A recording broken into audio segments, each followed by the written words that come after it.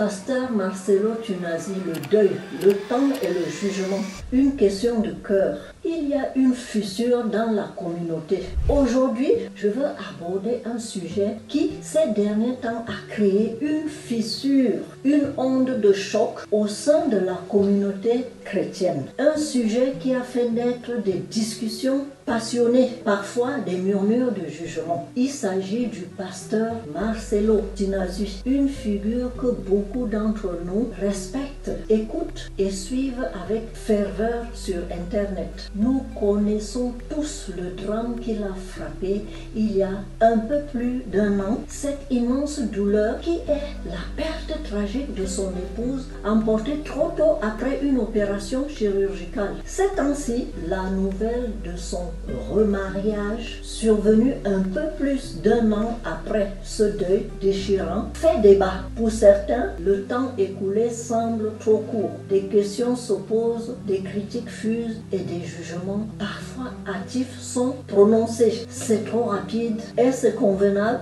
Respecte-t-il la mémoire de son épouse? Ces interrogations, je les entends. Elles sont légitimes dans la conscience de chacun. Je ne suis pas là pour juger ni pour prendre parti. Je suis là pour nous inviter collectivement à une pause de réflexion, une pause d'humanité. Parce que avant d'être une figure publique, les pasteurs représentent les symboles. Nous sommes tous des êtres humains, des êtres qui traversent des épreuves inouïes, des douleurs insondables et des chemins de deuil qui sont pour chacun uniques et imprévisibles. Mon appel est simple aujourd'hui, la tolérance, soyons compatissants. Nous avons ouvert la discussion sur un sujet délicat, celui du remariage du pasteur Marcelo Tunasi et l'importance de la tolérance et de la compassion. Aujourd'hui, je veux aller plus loin et partager une perspective